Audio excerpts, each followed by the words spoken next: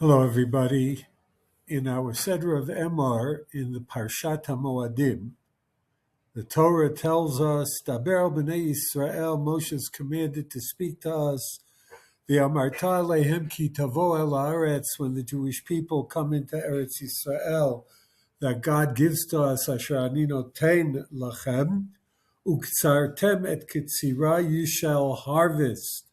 Vehavetem et omer, you will bring an omer's measure of the grain, Reshit kitzirchem, the first of your harvest, El HaKohen, to the Kohen.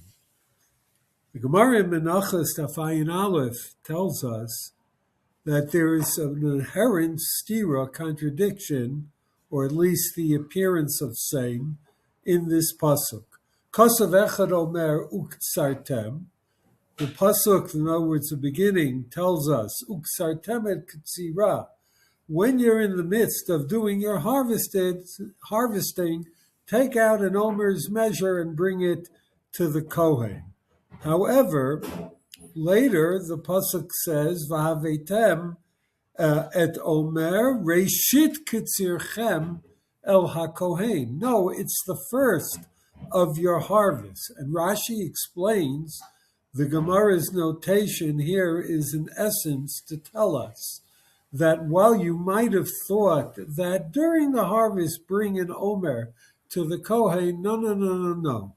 Before you harvest for yourselves, first bring this omer as the very, very commencement of the activity of harvest.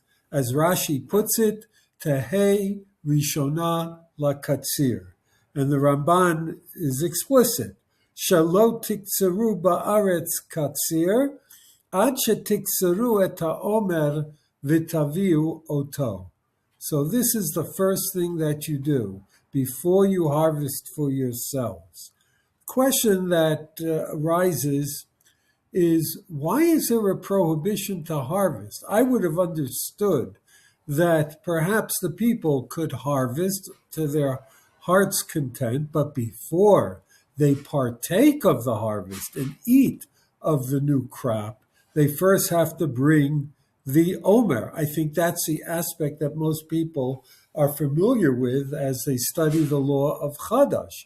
But actually, as understood by Rashi and others from the Gemara, we are speaking of a prohibition to even harvest for yourself, let alone eat of the new crop until the omer is brought. Why was the prohibition framed at that stage and not simply by the prohibition to eat before bringing the omer? Secondly, the Medrash tells us in Vayikra Rabbah, Amar Vrav Brechia, Omar HaKadosh Baruch Hu Moshe, God said to Moshe the following, Lechem li Yisrael, I want you to tell the Jewish people, Kishahayiti notein lachem et haman, when you traveled through the desert and I provided you with sustenance of the manna, Hayiti notein omer l'kol echad ve'echad mikem. I gave each and every person an omer's measure, day in and day out. Omer la gulgolet, per capita. I gave an omer's measure. Achshav she'atem notnim li et omer. Now the very same measure of an omer I call upon you to give me. But what do you give me? Eli ella omer echad mikulchem. I provided for you people millions of omer measures every single day. And what do you give me? You give me for the entirety of the Jewish people a measly single omer of grain. V'lo and not only that, it's not just the quantity, it's the quality. She'eno shel chitim, ela shel sa'orim. You don't even give me the finest grain, which was deemed to be wheat, but rather you merely bring me an omer's measure of a relatively inferior grain, namely barley. So the first question that arises on this medrash is, what's the connection between God providing the manna and the Jewish people bringing the omer of grain to the Kohen. And secondly, why does God, in the context of this mitzvah, he's the one that offered the commandment, bring a measure of barley to the Kohen? Why is God emphasizing the, so to speak, superiority, both in terms of quality and quantity? That we only bring second-rate stuff. The manna, the omer of the manna was first-rate, and it was much more quantitative than what the Jews were told to bring to Hashem. It's almost like God is putting us down. Why does he draw this stark contrast? And lastly, I would raise a question from another Gemara in Masechet Menachos, where God introduces this requirement of bringing the Omer with the clause Ki tavou el haaretz. And the Gemara comments, Shalom nitchayvu ba'omer ela la'achar shaba'u la'aretz. Unlike other holiday-related mitzvot, the bringing of the Omer was applicable only once the Jewish people had entered Eretz Yisrael, but not beforehand. I would like to suggest the following. While the Jews acquired a measure of independence with Yetziat Mitzrayim 40 years earlier, they remained heavily dependent on God for protection from the travails of desert travel, including the sustenance that God provided for the Jewish people with the downfall of the man. Once the Jews enter Eretz Yisrael, the man ceased to fall.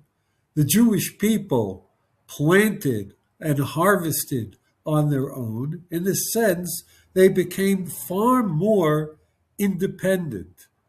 They ate what they successfully planted, and so forth and so on. And so it's dafka now that they're in Eretz Yisrael, so to speak, providing for themselves, that the message comes home clearly and succinctly. Yes, you may think you're independent, but in reality, you are dependent on the Ribono Shel Olam. You have to put in more effort than you did in the desert. That is true. But everything that you have is dependent on the graces of the Almighty. And furthermore, I would say that this is a connection between the man and the cutting and bringing of the omer of grain once they were in Eretz Yisrael. Just like in the desert, when you went out from your tents every morning and you looked on the ground and there was sustenance for you, there was an omer's measure per capita of man lying on the face of the earth, that was clearly a divine gift from HaKadosh Baruch Hu. So too, when you leave your homes in Eretz Yisrael, and you step outside and you look at your fields, and you see the amber waves of grain, if you will, you need to realize it's no different than the man. It too, albeit you had to plow the land, you had to harvest, you had to weed it, you had to water it, you had to watch over it, you had to harvest it, heavy manual labor. But nonetheless, it's the same thing as the man. It comes to you by the grace of God. It is a result of his blessing. As we learn in the 3rd chapter of Pirkei Avot, when God asks of us to give tithes, etc., it's nothing more than tein lo mishalo. You're giving back to God some of his beneficence to you. She'ata v'shalcha mishalo, our very existence and being, and everything that we like to call ours in the possessive tone, actually belongs to the Almighty. We may have worked hard to harvest the grain, but it comes with divine blessing, and without it, we would never succeed. And lastly, the idea and the principle here is to render praise to HaKadosh Baruch Hu. He doesn't need wheat. That's his point. I'm not demanding of you wheat. Barley is fine. You can bring barley as the Omer's measure. I don't need gargantuan amounts of grain. It doesn't do anything for me. I provided each of you per capita with an Omer of man. All I ask from you is a single Omer to represent the entirety of the Jewish people. That's enough. Echad hamarbe, the echad hamamit, whether someone gives more or someone gives less, that's not the absolute superior quality in Avodas Hashem. What is the superior quality is uvilvad sheyichavein libo lashamayim, to have the best of intentions, the best of dedication, the best of commitment, the best of connection to HaKadosh Baruch Hu, whether we are able to give more or less, wheat or barley, is secondary in importance.